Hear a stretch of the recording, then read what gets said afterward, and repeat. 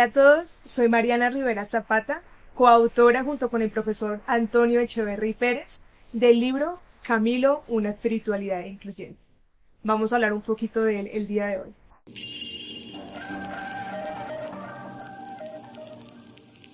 Bueno, Camilo, una espiritualidad incluyente, ¿de qué se diferencia de las otras tantas biografías de Camilo Torres Restrepo? Que esta vez nos vamos a centrar principalmente en Camilo en su vocación de sacerdote. Evidentemente es una obra biográfica, vamos a estar recorriendo los puntos más importantes de su vida, pero vamos a tener muy presente la perspectiva del sacerdocio en Camilo.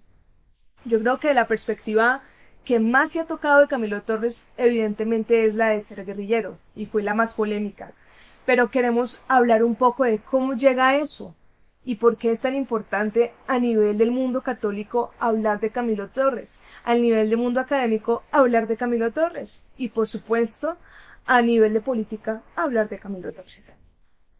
En este libro vamos a explorar no solo esa espiritualidad, sino que vamos a hablar un poco también de esas redes que él formó. Todo líder tiene que formar redes para llegar a ser un líder. Y precisamente eso olvidamos un poco cuando hablamos de este tipo de personajes tan importantes para la historia.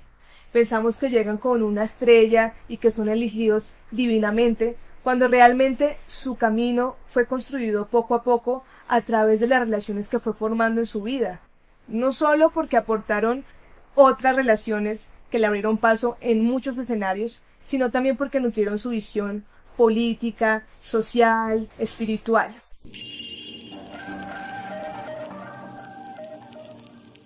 Este libro lo vamos a encontrar entonces dividido primero que nada por un prólogo y por supuesto por esta tabla de contenido donde el primer capítulo es perfectibilidad.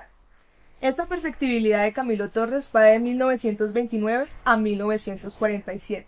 Vamos a explorar un poco de su ascendencia, cuáles eran los abuelos, los padres de Camilo y por qué es tan importante, digamos, conocer un poco de su historia para en sí conocer la de Camilo Torres. Vamos a explorar sus primeros años en el colegio, en el bachiller y sus primeros años como quería ser abogado. ¿Por qué se cambió de carrera? ¿Por qué eligió derecho? Son cosas que a veces suenan curiosas, como datos curiosos, digámoslo así, pero que a la marcha tienen mucho que ver con cómo se va formando su carácter y el por qué decidió ser un sacerdote. Acá vamos a encontrar el por qué esa decisión, porque un joven extrovertido, que era bastante, digamos, afortunado con las mujeres, se dedica a ser sacerdote. ¿De dónde viene esa vocación? Precisamente el segundo capítulo, que es Ideal de Servicio, que va de 1947 a 1954, nos va a contar cómo fue su formación como sacerdote. Esos años en el Seminario Mayor de Bogotá. ¿No les ha pasado que a veces cuando hablamos o exploramos de Camilo Torres, esos años son un poquito olvidados? Como que se formó en el Seminario Mayor de Bogotá y fin. ¿Pero qué pasó? ¿Qué ve un seminarista mayor de Bogotá cuando se forma espiritualmente? Vamos a ver qué ven, filosofía, teología y qué visión tenía Camilo Torres respecto a este tipo de formación. Y acá hay un punto muy importante. Vemos los primeros pasos de Camilo, entendiendo y comprendiendo la importancia de la colectividad, del trabajar en grupo para lograr sus propósitos de transformación. Luego nos vamos al capítulo número 3. Ya tenemos esa pequeña semilla de Camilo de, bueno, yo quiero, además de formarme como un sacerdote, entender todo el tema de espiritualidad, quiero ir más allá y explorar mi sentido académico, explorar mi sentido social. No puede ser que yo solamente vaya a ser un sacerdote a través de paredes, a través de muros. Quiero salir de eso, quiero tener contacto con la comunidad, quiero ayudar realmente a la comunidad. Acá ya teníamos como digamos esa semillita de Camilo Torres, pero nos vamos a Europa y ahí es donde va a emerger esa semilla.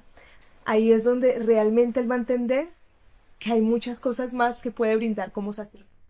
Y ahora va a tener un plus, y es que se está formando como sociólogo.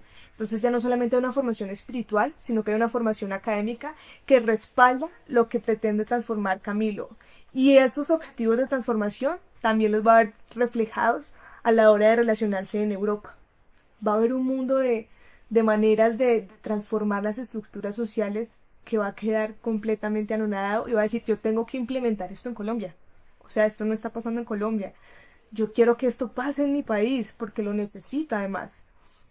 Y empieza a formar otros grupos, otros equipos académicos bastante importantes. Siempre se va a resaltar esa necesidad de buscar equipos, esa necesidad de relación con el otro y esa necesidad de aprender del otro. Ahora nos vamos para el capítulo 4, Cristianismo y Cambio.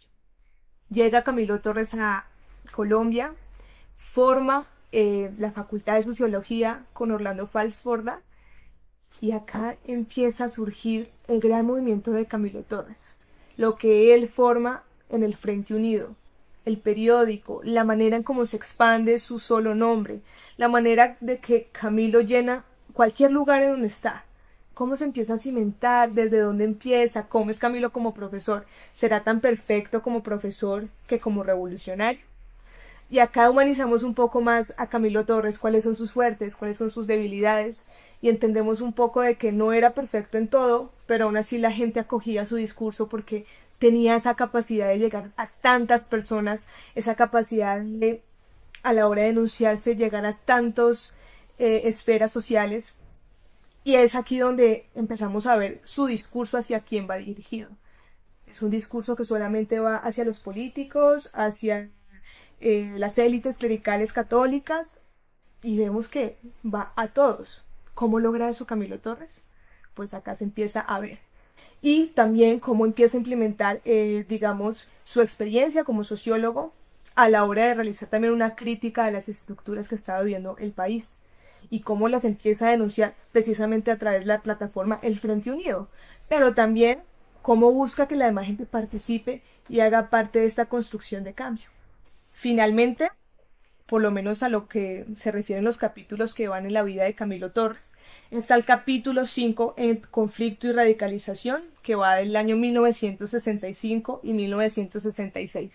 Temporalmente hablando, solamente dura un año, pero es donde pasan más transformaciones y es una locura.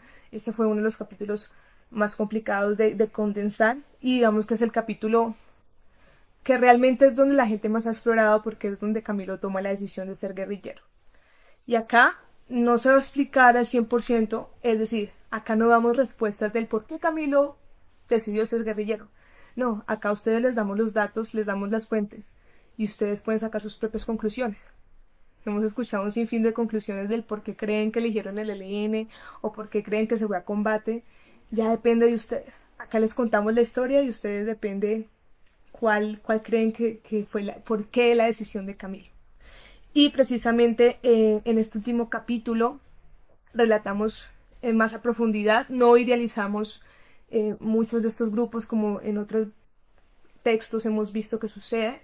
La idea es ser lo más objetivos posibles, entender cómo había una fractura dentro de las mismas izquierdas colombianas, entender lo difícil que era ser un líder social, que a pesar de que fue un éxito, su plataforma Frente Unido era muy difícil llegar a todos los rincones del país, tenía unos costos, todo un sinfín de gente participando y dependían bastante del liderazgo de Camilo Torres, porque precisamente también se cuenta cómo él, al irse, digamos, del casco urbano y adentrarse a la selva ya como guerrillero, se viene abajo muchos de esos proyectos que él venía construyendo, precisamente por este tema de egos. Todo eso se retrata un poco en este último capítulo, por eso digo que es uno de los más fuertes de condensar. Y finalmente tenemos la muerte de Camilo en Patio Cemento, en Santander. Hasta ahí llega, digamos, la parte biográfica. Ahora vamos para el sexto capítulo.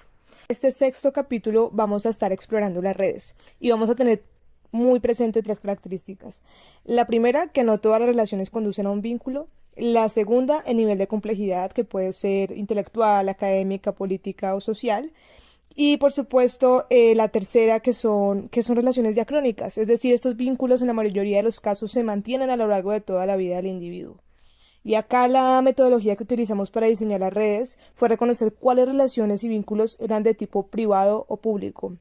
Pero bueno, con esto establecido, lo que vamos a aplicar entonces es la teoría de los grafos. Y el grafo va a estar comprendido por un sistema de nodos que va a representar a los individuos, el vínculo, que es el lazo que se forma entre los nodos, y una línea o flujo que es la que indica la dirección del vínculo. Para realizar este diagrama que ustedes están observando, se utilizó un programa especializado en diseñar estas redes llamado Usinet. en el cual se marca un ego, que pues es Camilo Torres, y ahí vamos sacando estos vínculos, estos flujos, estos nodos. Van a ser un total de 140 interacciones, que realmente para ser Camilo son pocas, pero fueron las que más quisimos resaltar. Vamos a tener, acá se pueden ver todas las redes, pero a lo largo del capítulo se va especificando una por una. Entonces vamos a tener la red familiar, la red de sindicatos y comités, la red de la Universidad Nacional, la red religiosa y la red de Frente Unido. Entonces, este capítulo digamos que es el que marca la mayor diferencia de este libro con otros tantos que se han hecho. Sé que se me van a escapar muchísimas cosas más de este libro de Camilo Torres Restrepo, y a nosotros como autores también se nos escaparon muchísimas cosas más, pero esa es la idea, dejar un abrebocas y seguir creyendo que explorar la figura de Camilo Torres Restrepo vale la pena, que es importante también traer, digamos, sus enseñanzas para este momento de posconflicto. Eso es algo que también es importante de nuestro libro. Exploramos precisamente cómo a través de lo colectivo, cómo a través de las diferencias, podemos unir nuestras fuerzas para cambiar estructuras sociales, y también una lección a sus radicalismos, ¿no?